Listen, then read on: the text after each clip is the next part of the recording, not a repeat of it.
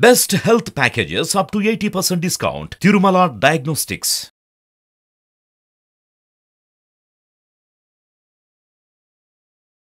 నమస్కారం, నేను మీ జాహ్నవి. మనతో ఉన్నారు ప్రముఖ జ్యోతిష్య వాస్తు పండితురాలు, ప్రముఖ ఆధ్యాత్మికవేత్త, రాజరాజేశ్వరి రాజశ్యామల అమ్మవారి ఉపాసకురాలు, జ్యోతిష్య రత్న, జ్యోతిష్య ప్రపూర్ణ బిరుదాంకితురాలు సురంపుడి భానుకోటేశ్వరి అమ్మ. అయితే జనరల్గా మన రాసులకి, ముఖ్యంగా కొన్ని పండగలకి ప్రత్యేకంగా రాసుల ప్రకారం స్పెషల్ రెమెడీస్ చేస్తే చాలా చాలా బాగుంటుంది కదా. అంటే ఇవన్నీ మనం ఒకప్పుడు చాలా ఫాలో అయ్యి ఆ సక్సెస్ కూడా చూస్తున్నాం వీడియోల ద్వారా కదా. మరి అలా డెఫినెట్గా మరి భోగి, సంక్రాంతి, కర్మ ఈ 3 రోజులు 12 రాసుల వారు ఎలా సెలబ్రేట్ చేసుకోవాలో ఒక్కసారి డీటెయిల్గా అడిగేద్దాము. అమ్మ నమస్తే. జై శ్రీరామ్. శ్రీమాత్రే నమః. శ్రీ గురుభ్యో నమః. అమ్మ, నిజంగా ఇంతకు ముందు మీరు ఇచ్చిన వీడియోలలో క్రితం పండుగలకు కూడా రాసుల ప్రకారం ఇచ్చినవి చాలా చాలా బాగా యూజ్ అయినాయి. అన్ని రెమెడీస్ డెఫినెట్గా యూజ్ అవుతాయి, రాసుల ప్రకారం మరింత బాగా వెళ్తాయి. అలా భోగి, సంక్రాంతి, కనుమ చాలా స్పెషల్ పండుగలు. ముఖ్యంగా ఆంధ్ర ప్రాంతం వాళ్ళకి ఇది పెద్ద పండగ. కోర్స్ అంటే తెలంగాణలో రెమెడీ పర్పస్లో చేసుకుంటూ ఉంటారు కదా. అయితే స్పెషల్ రెమెడీస్ అంటే 12 రాసులకి ఏం చెప్తారమ్మా? ఈ 3 రోజులు కూడా రాశి వారీగా ఎలా ఉంది, అసలు ఏం చేస్తే మరింత బాగుంటుంది? రాసుల వారీగా అందరికీ బాగుంది జాహ్నవి. ఈ సంక్రాంతి నుంచి చాలా మంచి మార్పులు అయితే ఖచ్చితంగా ప్రతి ఒక్కళ్ళు ఇండివిజువల్ లైఫ్లో చూడడం జరుగుతుంది.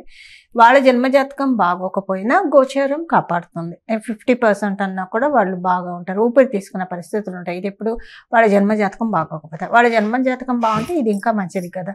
ఇది ఇంకా యాడెడ్ ఒక బోనస్ బఫర్ అని అనుకోండి, గోచారము అలా ఉంటుంది. అయితే ఇప్పుడు 12 రాసుల వాళ్ళు చేయాల్సిన పరిహారము మనం రాశి వారీగా తెలుసుకోవడానికి ప్రయత్నిద్దాం. మొదటగా మేషరాశిలో పుట్టిన వాళ్ళందరికీ కూడా ఈ నెలలో కుజ భగవానుడు వీళ్ళకి ధనుసు రాశిలో సంచారం చేస్తూ ఉన్నారు కాబట్టి ఏదైనా హోమం ఈ నెలలో, అంటే ఈ మకర సంక్రాంతికి 3 రోజుల్లో చేయించుకోవడం, లేదా హోమం కాకపోయినా సరే ఈ నెలలో అయినా చేయించుకోవచ్చు. ఎందుకంటే ఇది మనకి పౌష్యమాసం అని అంటారు. సో హోమం చేయించుకోవడం వల్ల వీళ్ళ మనసులో ఉన్న వాంఛితార్థాలు నెరవేరడానికి అవకాశం ఉంది. ఒకవేళ హోమం చేయించుకునే శక్తి స్తోమత లేకపోయినా సరే ఆవు నెయ్యి ఒక 1/4 kg ఇలా ఇవ్వడానికైతే అవకాశం ఉంటుంది కదా. ఏదైనా గుళ్ళ దీపారాధనకి నిమిత్తంగా ఇస్తే చాలా బాగా ఉంటుంది. మేషరాశిలో పుట్టిన వాళ్ళందరికీ కూడా చాలా బాగా ఉంటుంది. ఒకవేళ అది కూడా కుదరలేదు అనుకోండి, సుబ్రహ్మణ్య స్వామి వారి ఆరాధన చాలా బాగా కలిసి వస్తుంది ఈ నెల మొత్తం కూడా. ఇది సంక్రాంతి నుంచి ప్రారంభించి చేసుకుంటే కనుక ఈ నెల మొత్తం విడిచిపెట్టకుండా చాలా బాగా ఉంటుంది. ఏదైనా సంక్రాంతి నుంచి ప్రారంభించాలి ఈ రెమెడీస్ ఏమైనా. అలాగే మనం వృషభ రాశి వాళ్ళకి చూసుకుంటే కనుక వృషభ రాశిలో పుట్టిన వాళ్ళందరూ కూడా ఈ మాసము తల్లిగారి ఆశీస్సులు బాగా తీసుకోవాలి. తల్లిగారి బ్లెస్సింగ్స్, తల్లిగారి వర్డ్స్ వీళ్ళకి చాలా బాగా కలిసి వస్తాయి. ఇది తల్లి కావచ్చు, తల్లి సమానమైన వాళ్ళు, అత్తయ్య గారు కూడా తల్లి కిందే మనకి లెక్కకు వస్తుంది, అత్తయ్య గారు కావచ్చు, లేదా తల్లి సమానమైన వాళ్ళు బ్లెస్సింగ్స్ తీసుకోవడం. అసలు బయోలాజికల్ మదర్ ఉంటే ఇంకా తల్లికి మించిన దైవం ఎక్కడ ఉండదు కదా. తల్లి ఇప్పుడు న్యాచురల్ గా ఏం ఆశించకుండా బ్లెస్సింగ్స్ అమ్మ మాత్రమే ఒక తల్లిదండ్రులు మాత్రమే ఆ పని చేయగలుగుతారు. సో తల్లి గారికి, తండ్రి గారికి దండం పెట్టడం అంతే చాలు, ఇంకా అంతకు మించి వేరే రెమెడీ అక్కర్లేదు. వృషభ రాశిలో పుట్టిన వాళ్ళందరికీ కూడా సంక్రాంతి నుంచి మనకి యాక్చువల్గా కూడా మనకి ఈ పండగల పర్వదినాల్లో తల్లిదండ్రుల చుట్టూ 3 ప్రదక్షిణాలు చేస్తే భూమండలం చుట్టూ ప్రదక్షిణ చేసిన ఫలం మనకు వస్తుంది. సో గణపతి చేసిన పనినే మనం తెలివిగా చేసుకొని స్వామివారి స్వామివారి అనుగ్రహాన్ని తొందరగా పొందడానికి అవకాశం ఉంటుంది. ఇది వృషభ రాశి వాళ్ళకి ఈ రెమెడీ బాగా పనిచేస్తుంది. అలాగే మిథున రాశిలో పుట్టిన వాళ్ళు దక్షిణామూర్తి స్వామివారిని ఆరాధించాలి. ఈ సంక్రాంతికి దక్షిణామూర్తి స్వామివారిని ఆరాధించి దక్షిణామూర్తి స్వామివారికి సంబంధించిన స్తోత్రాలు, శ్లోకాలు చదువుకోవడం చాలా మంచి ఫలితాన్ని ఇస్తుంది. తర్వాత కర్కాటక రాశి మరియు కర్కాటక లగ్నంలో పుట్టిన కర్కాటక రాశి అని అనుకోండి. కర్కాటక రాశిలో పుట్టిన వాళ్ళందరూ కూడా ఈ మాసము ఈ భోగి రోజు సుబ్రహ్మణ్య స్వామి వారిని ఆరాధించాలి. అలాగే గురుదేవ దత్తుల వారిని ఆరాధించాలి. శ్రీ గురుదత్త, జయ గురుదత్త, శ్రీ దత్త శరణమమ్మ అని అనుకోవడం. కుదిరితే కనుక ఏకాసనంలో కూర్చొని ఈ 3 రోజుల్లో ఏదో ఒక రోజు దత్త చరిత్ర పారాయణం చేయగలిగితే మంచిది. ఒకవేళ లేకపోయినా భగవంతుడు దత్తుడు నామస్మరణ చేసుకున్నా కూడా సరిపోతుంది, ఏమి ఇబ్బంది ఉండదు. అలాగే సింహరాశిలో పుట్టిన వాళ్ళందరూ కూడా ఈ మాసము ప్రతిరోజు సూర్య నమస్కారం, వాళ్ళ ఆరాధ్య దైవం సూర్యనారాయణమూర్తి, ఎందుకంటే వాళ్ళ రాశికి అధిపతి సూర్యనారాయణమూర్తి. అందులో ఇప్పుడు ఈ నెలలోనే ఈ మకర సంక్రాంతి నుంచి ఆయన ఉత్తర పుణ్యకాలం వైపు ఆయన అడుగులు వేస్తూ ఉన్నాడు కాబట్టి ఉత్తరాయణ పుణ్యకాలం సంక్రమించబోతుంది కాబట్టి ప్రతిరోజు కూడా సూర్య నమస్కారాలు చేసుకుంటే సరిపోతుంది. కన్యా రాశిలో పుట్టిన వాళ్ళు బయలాజికల్ గురువుల్ని ఆశీస్సులు తీసుకోవాలి ఈ భోగి పండుగ రోజు. అంటే వాళ్ళకి ఎవరైనా మంత్రం ఇచ్చిన గురువులు ఉన్నా వాళ్ళ ఆశీస్సులు తీసుకోవడము, ఆ మంత్రాన్ని నిష్ఠగా పాటించడము, లేదా వాళ్ళకి ఎవరైనా సరే గురువులు ఉంటే కనుక వాళ్ళ ఆశీస్సులు తీసుకోవడం. తల్లిగారు కూడా ప్రథమ గురువు మనందరికీ, సో తల్లిగారు ఆశీస్సులు తీసుకోవడం ఇలాగా.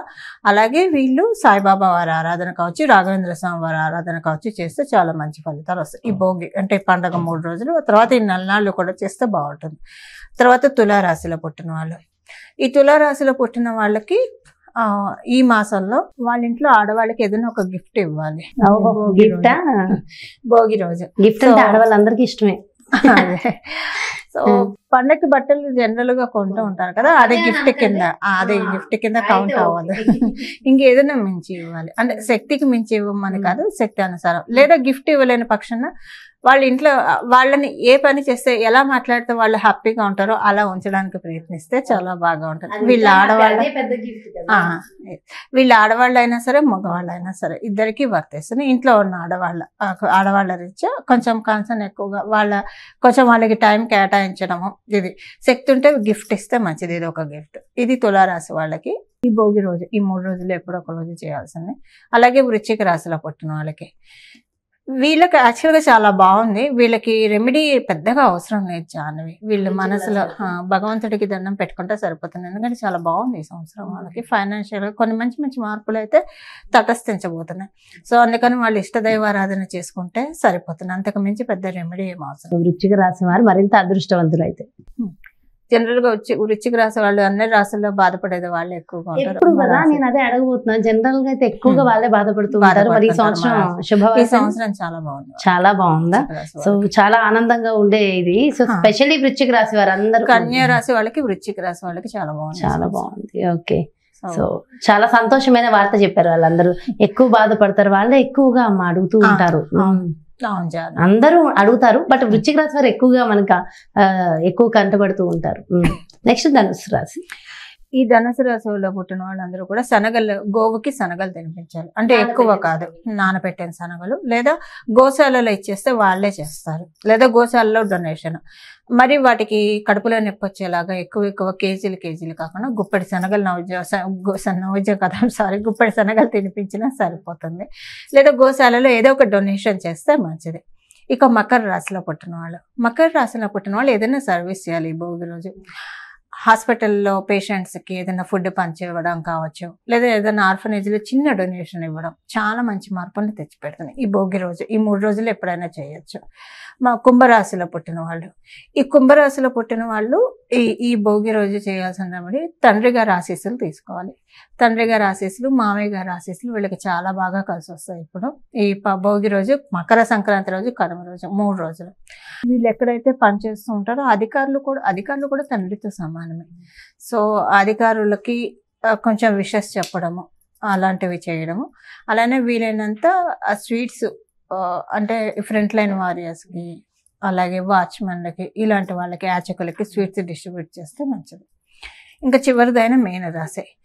ఈ మీనరాశిలో పుట్టిన వాళ్ళందరూ కూడా ఈరోజు కొంచెం ఎక్కువగా మంత్ర జపం చేసుకోవాలి. భోగి, మకర సంక్రాంతి, కనుమ ఏదో ఒక నామజపం కావచ్చు, మంత్ర జపం కావచ్చు. వాళ్ళకి ఇష్టమైంది సాయిరామ్ అనుకుంటారా, గురుదత్త అనుకుంటారా, గోవింద అనుకుంటారా, ఓం నమ శివాయ అనుకుంటారా, శివోహం అనుకుంటారా, వాళ్ళ చాయిస్. ఏదైనా భగవంతుడి నామాన్ని ఒక 1008 సార్లన్నా జపించడానికి ప్రయత్నిస్తే, అంటే కుదిరినప్పుడల్లా అనుకుంటుంటే ఇంకా మంచిది. సో అలా చేస్తే సరిపోతుంది. సో మరి ఓవరాల్ గా అందరికీ కలిపి ఏమైనా రెమెడీ ఉంటుందా స్పెషల్ గా? ఇంకా అందులోనే రెమెడీస్ వచ్చేసాయి కదా, అందులోనే ఎవరికి వాళ్ళకి విడివిడిగా సో ఇచ్చేసారు.